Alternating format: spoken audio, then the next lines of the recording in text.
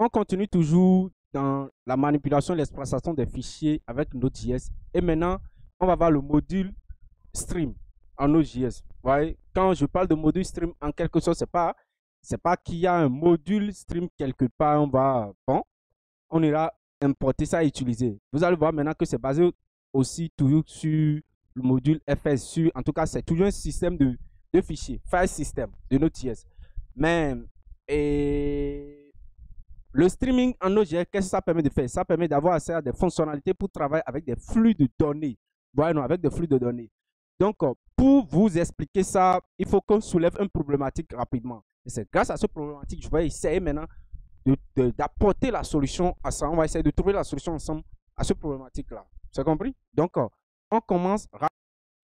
Eh bien, nous avons dit que nous pouvons utiliser, en tout cas, nous pouvons utiliser readfile pour lire le contenu d'un fichier, ou bien writefile de façon asynchrone, ou bien pour pouvoir écrire du contenu dans un fichier. Ce que je vais faire, je vais créer un fichier ici. Bon, ceci, je suis le premier contenu de fichier. On garde ce fichier-là. Et ce que je vais vouloir faire, je vais d'abord prendre tout ce qui est ici. D'ici à ici, je vais virer ça. Maintenant, ce que nous allons faire, c'est quoi? Je vais lire le contenu de ce fichier et je vais le copier dans un autre fichier, un nouveau fichier. Vous voyez? Voilà. Donc, ce qu'on va faire pour lire le contenu de fichier, c'est très simple. On vient ici, on met fs readfile. C'est bon? Donc, on met readfile, on va lire ce fichier. Voilà. Et on lui passe maintenant des options. Voilà, non, des options. Bon, l'encodage, c'est UTF-8. UTF-8. On est d'accord. Et ici, maintenant, on lui passe maintenant le data. Donc, il y a l'heure et puis data. Voilà. Donc, on lit ce contenu. Et au lieu de mettre console.log, on va dire d'abord s'il y a erreur. Donc, if error throw. Voilà. Donc, if error throw the error. Donc, on vient ici, hash throw error. S'il n'y a pas erreur maintenant, au lieu de mettre console.log et écrire des données que nous avons lues dans ce contenu, ici, on ne va pas faire ça. On va le réécrire maintenant là dans un autre fichier. Vous voyez? Donc, je vais créer un fichier ici. Donc, je crée un schéma ici, let. Je vais le nommer copy. Je vais dire qu'il se retrouve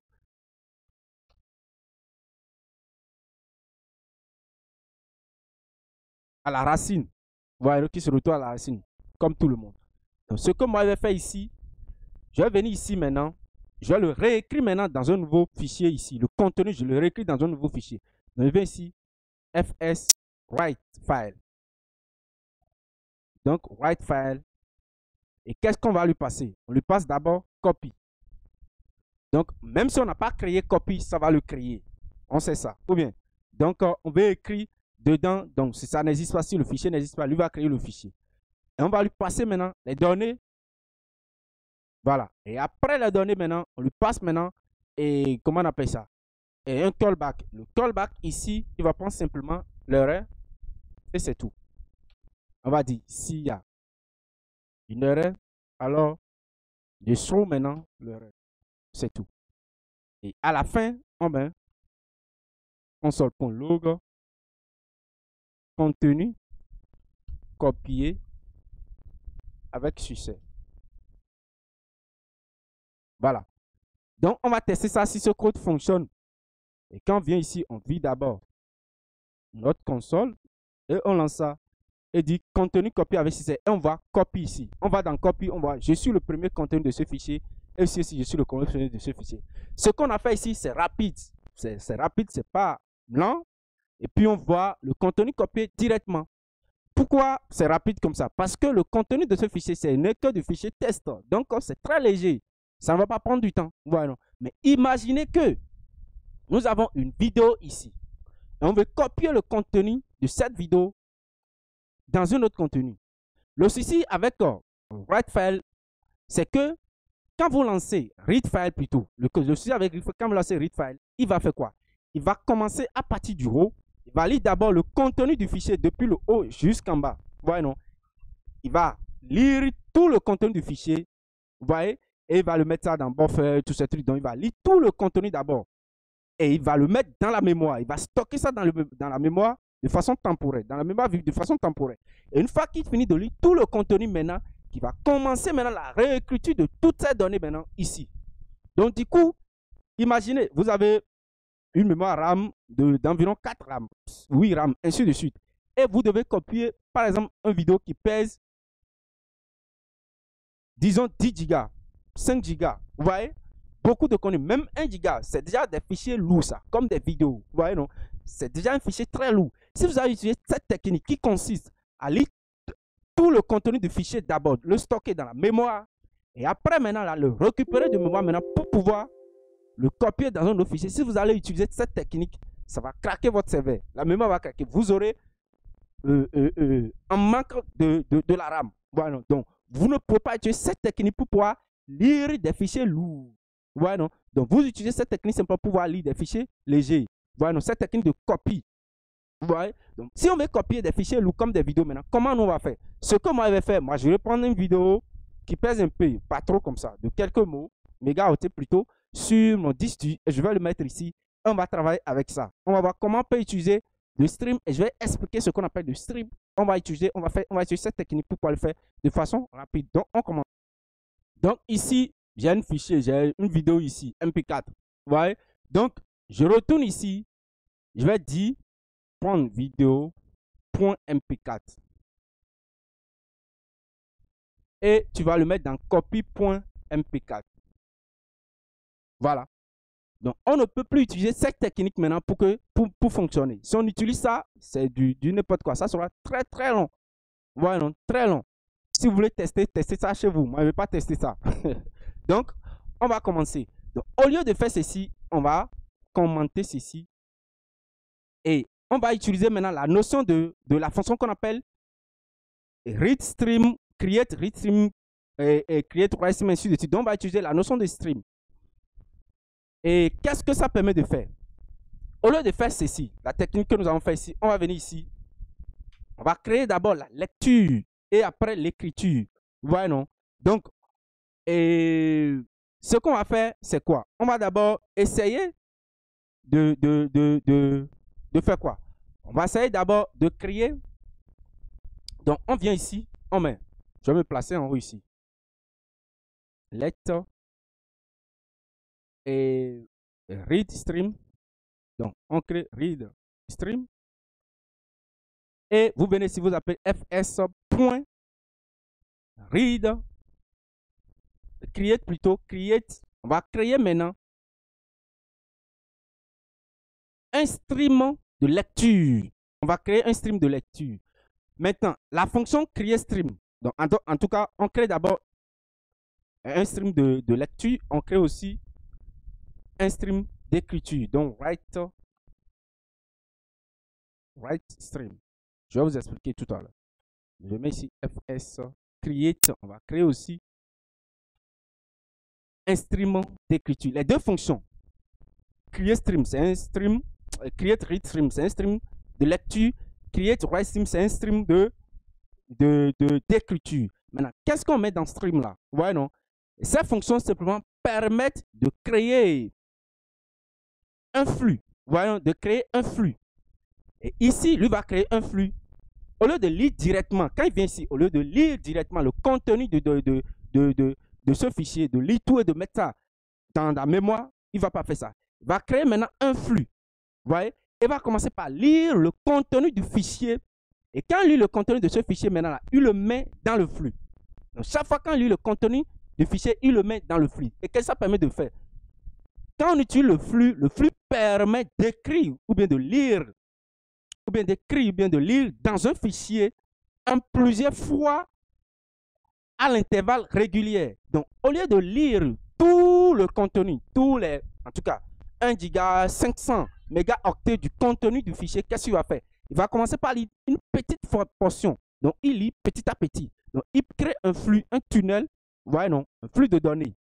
Et quand il crée le flux maintenant, il va lire des petites portions de cette vidéo. Et quand il lit une petite portion, il met ça dans le flux. Il va, il lit encore, il met ça dans le flux. Il va, il lit, il met ça dans le flux. Il va, il lit, il met ça dans le flux. Et du coup, si moi, je vais aller récupérer ça pour après le copier dans un autre fichier, je vais récupérer les petits morceaux là. Donc, je n'attends pas qu'il termine d'abord de lire tout le contenu avant de pouvoir le prendre pour copier ça. Non, je n'attends pas. Donc, il commence par lire petites portions dans le flux. Je vais dans le flux, moi, je vais récupérer ces petites portions-là. Au fur et à mesure qu'il lit des petites portions, il le renvoie dans le flux. Moi, je vais là-bas, je le prends. Et il le renvoie à un intervalle régulier, à des intervalles réguliers que moi, je prends. Ce qui fait quoi? C'est qu'il économise l'usage de la RAM, voilà, de la mémoire RAM. Car le fichier n'est maintenant pas chargé complètement en mémoire. Donc, la lecture, il ne charge pas complètement, il ne lit pas tout le contenu du fichier en mémoire. Non. Et cette méthode est préférable, voilà, pour la gestion des fichiers lourds, au lieu d'utiliser read file. C'est tout. Je ne sais pas si vous avez compris ce que j'ai expliqué. Donc, pour faire ça, qu'est-ce que moi je fais? Moi, je viens ici, simplement. Je fais exactement ce que j'ai fait ici en utilisant moi ma méthode. Donc, j'ai fait create stream, tout ce que j'ai fait ici. Et moi, je vais utiliser ça pour écrire quelque chose rapidement, pour faire exactement ce qu'il y a ici. Je viens ici, je mets lecture dans le flux. Dans le flux. Maintenant, pour lire le contenu de fichier, je vais utiliser readstream que j'ai créé. C'est tout. Ouais, non, donc, je prends maintenant la readstream que j'ai créé, en tout cas, le stream de lecture. Et je mets point ici. Et qu'est-ce que je fais? Je vais dire simplement on data. Donc, là où j'ai fait create readstream, je vais lui passer le fichier que je vais lire. C'est le fichier file. C'est tout. Ou bien, je l'appelle file. C'est tout. Ouais, non. Donc, je le mets ici. File. C'est ce fichier vidéo.mp4. Donc, je le passe ça. Je dis, il faut créer un flux de lecture sur ce fichier. Et j'utilise maintenant des événements. Ouais, non. Donc, je mets on. Et sur on, maintenant, là, je dis, dès que tu vas lire une petite portion des données contenues dans ce fichier, donc on va dire on data. Donc, je vais dire on data. Lorsqu'il y a un présent de données dans le flux, qu'est-ce que je fais? Je branche maintenant un listener là. Je prends maintenant cette petite portion. Je vais communément l'appeler chunk. Donc, je prends cette petite portion ici. Donc, dès que tu vas trouver une petite portion de données dans le flux, tu le prends directement. Donc, je le branche un événement là qui observe la présence des données continuelles dans le flux. Donc, je le prends. Et quand moi, je prends, je vais l'afficher dans console. Donc, je mets console.log. J'affiche juste quelque chose là. Je vais afficher petite portion. Et je mets plus ici. J'affiche maintenant chunk. C'est tout. Sauf que, bon, c'est une vidéo ici. Donc, ce n'est pas quelque chose que sera visible. Mais vous allez voir quand même que tout est là. Et on n'oublie pas de dire maintenant que nous sommes à la fin. Il faut couper à la fin de la lecture. Et pour couper la fin de la lecture, c'est très simple. Je prends toujours read stream, ici, qui est ici. Et je vais brancher aussi un événement sur ça. Et l'événement ici, ça va s'appeler maintenant end. À la fin, ici, je lui passe un listener qui ne reçoit rien. Et je dis simplement ici console.log pour marquer la fin de la lecture. Donc, je mets ici fin de la lecture. Ici. C'est tout. Donc, je lis toute portion. Je crée un flux de lecture sur le fichier et je commence par lire des petites portions qui se présentent dans le flux de données, dans le stream. Et dès que je finis de lire tout, je mets la fin. C'est tout. Et on va essayer ça pour voir ce que ça va donner. Et voilà. Ouais. Donc, ici, d'abord, il me dit qu'il y a des choses qui ne sont pas définies. App, je retourne ici.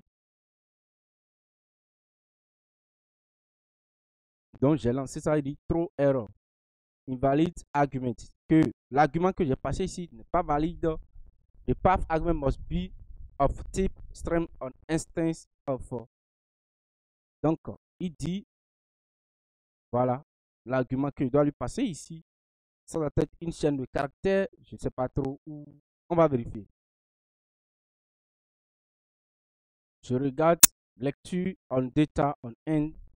Je ne crois pas que j'ai de problème ici. Je ne crois pas. Ok, je vois, c'est ici. Parce que je dois lui passer un argument que je n'ai pas encore passé. Je vais commenter d'abord ceci, l'écriture, qui est right stream. Nous ne sommes pas là. Donc, c'est ça qui crée le problème. Je le commande d'abord. Je relance ce qu'il y a ici. On va essayer de voir. Donc, je relance ceci. Et voilà, je lance ça. Je vais voir est-ce qu'il va commencer par m'afficher les petites portions là, dans console. Je relance. Et voilà, vous voyez, j'ai agrandi un peu le console, vous voyez, non? Vous voyez, il a commencé par m'écrire cette portion-là. Ce n'est pas, en tout cas, lisible parce que, bon, c'est du truc là. Vous voyez, non? Donc, tout est affiché là. Vous voyez, il commence par m'afficher les petites portions. Vous voyez, il commence par m'afficher toutes les petites portions. Vous voyez, et c'est propre. Voilà, il n'attend pas que, il n'attend pas à lire tout le contenu de façon globale avant de l'afficher dans console.log. Il affiche, au fur et à mesure, il lit les petites portions, il affiche. Vous voyez, non? Donc, c'est un peu plus long. Moi, je vais arrêter ça pour le moment. Vous voyez tout le temps qu'il a fait pour lire tout ce fichier. C'est un fichier qui pèse environ, en tout cas, je ne sais plus, quelques mégaoctets. Et si on devrait lire ça avec readfile directement ici, readfile qui est ici, vous allez voir, ça va prendre énormément du temps. Vous voyez, non? Énormément de temps. Ça va bloquer le système. Vous voyez, non? Donc, et ça ne met pas à faire de bloquer le système. Et c'est que ça va devoir prendre tout ce qui est ici et le stocker dans la mémoire. Et on va manquer de mémoire RAM. Vous voyez, non? Donc, moi, je vais arrêter cette lecture qui est ici. Je vais arrêter ça. Je vais effacer tout ce qui est ici. Voilà. De la même façon, on peut aussi écrire. On peut écrire. Vous voyez, non? Donc, on a fait la lecture qui est ici. On peut faire aussi l'écriture qui est ici. On peut aussi faire, en tout cas, on peut aussi parler de l'écriture. C'est la même façon, on peut créer aussi le flux d'écriture. Ici, c'est le flux de lecture. On peut aussi créer le flux d'écriture. Voilà, non? Donc, je peux venir ici. Je peux dire copie ici. Je lui passe, je dis dans copie. Et au lieu de faire readstream qui est ici, on vient ici simplement, mais écriture dans le flux. Et là, on ne prend pas beaucoup de mémoire. Donc, je viens ici, je fais ça. Et là, tout ce qu'on veut faire, c'est très simple. Il suffit d'appeler WriteStream. N'oubliez pas de passer, si vous mettez Create ReadStream, il faut lui passer forcément le chemin vers le fichier à lire. Et aussi le chemin vers le fichier dans lequel on veut copier le nom plutôt. Du fait dans lequel on veut copier ça. On n'a pas besoin, on a dit pour écrire, on n'a pas besoin forcément que le fichier soit présent avant. Si ça n'existe pas, il va recréer ça. Mais pour la lecture, il faudrait que ça existe d'abord. Donc, il faut aussi lui passer ça. N'oubliez pas. C'est ça que je n'avais pas fait avant. C'est pour ça que j'avais des erreurs. Vous voyez, non? Donc, il suffit de venir ici et de mettre aussi toujours WriteStream. Vous voyez, non? Et puis, quand on met WriteStream ici, on va juste mettre ici Write. C'est tout. Write. Et c'est tout. On met des données qu'on veut mettre dedans. C'est tout. Donc, on met tout ce qu'on veut mettre dedans. Any, n'importe quel truc qu'on veut écrire dedans. Et après, on l'appelle end. Bon, moi, je ne vais pas faire ça. Ce que moi, je vais faire, au lieu de faire tout ce qui est ici, on va revenir sur notre problématique. La problématique qui est ici, qui est posée, c'est de ne pas lire tout dans la mémoire avant de copier ça, mais de commencer directement par lire et écrire des petites portions en même temps. Et dès que la fin sera, on dit la fin. Et c'est tout. Donc, on ne va pas attendre à charger tout dans la mémoire. C'est tout. Donc, pour résoudre ce problème, c'est très simple. Ce que nous allons faire, nous allons virer notre ancien code ici qui nous créait des problèmes. On va même virer tout ce qui est ici. On va dire copie continuelle en petite portion de la vidéo depuis le stream ou bien le flux. C'est tout. Qu'est-ce qu'on va faire? On lance d'abord la lecture. Ouais, non? Donc, on lance d'abord la lecture sur le fichier. Donc, on a déjà commencé là. Donc, on lance d'abord la lecture. Donc, on appelle maintenant le stream de lecture qu'on a branché sur ça. Donc, c'est ici.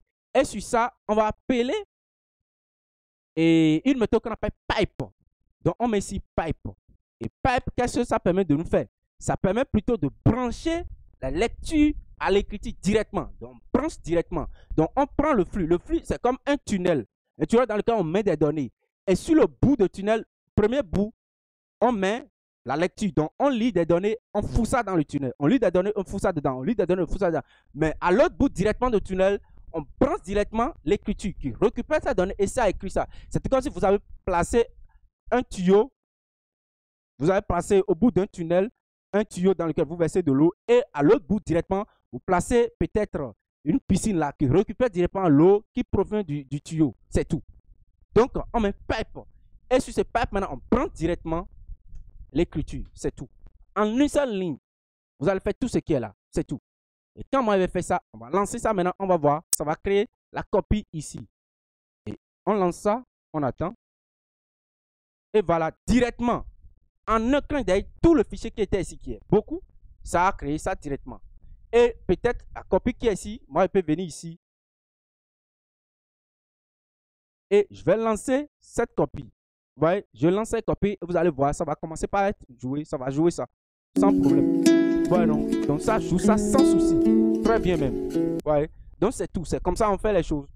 Voilà un peu ce que je vais vous montrer en parlant de stream, en parlant de son importance et en parlant de comment il faut utiliser ça, ou bien dans quelles conditions il faut utiliser ça. Donc, on va dire simplement que la synchronisation est gérée en interne. Et si l'un des flux est plus lent, alors bon, en tout cas, il y a beaucoup de choses. Voilà, donc ici, qu'est-ce que je veux dire ici? Vous voyez, quand nous sommes ici, par exemple, ici, la lecture et l'écriture est gérée en interne directement. Nous, on s'en fout de ça. Parce que vous pouvez être en train de lire un contenu, un fichier sur un disque et en train de copier ce contenu directement sur un autre disque. Voyez, non? Dans ce cas, l'un des disques peut être plus lent que l'autre. Peut-être la lecture est plus lente que l'écriture, ou bien l'écriture est plus lente que la lecture. Dans ce cas, si vous utilisez l'ancienne manière de faire les choses, on aura de problèmes. Ça ne va pas copier toutes les données directement. Si la lecture de ces données est plus rapide que l'écriture, donc lui va essayer de lire des choses et puis il n'y en aura pas de la synchronisation. En utilisant Piper, la synchronisation est gérée en interne, directement en interne. Voilà, non? Et si un des flux est plus lent, alors la lecture ou l'écriture pourra être mise en pause. Voilà, non? Afin d'utiliser des performances. Vous voyez, c'est comme ça. Donc, c'est tout ce que je peux vous dire en parlant des flux ici, ça. Voilà, donc on peut manipuler n'importe quel type de fichier. Et si la vidéo vous a plu, si vous avez aimé ce que nous faisons depuis le début, n'hésitez pas à le dire dans les commentaires, likez la vidéo, partagez la vidéo massivement, soutenez-nous avec une pouce bleu. Ça permet quand même de positionner la chaîne dans des recherches d'algorithmes de YouTube. Voilà, non? Et puis on est ensemble, on dit ciao. Et dans la prochaine séance maintenant, on va continuer avec en tout cas, la visite d'autres modules rapidement. Des modules qui sont très importants pour nous. Voilà, non? Donc, ciao.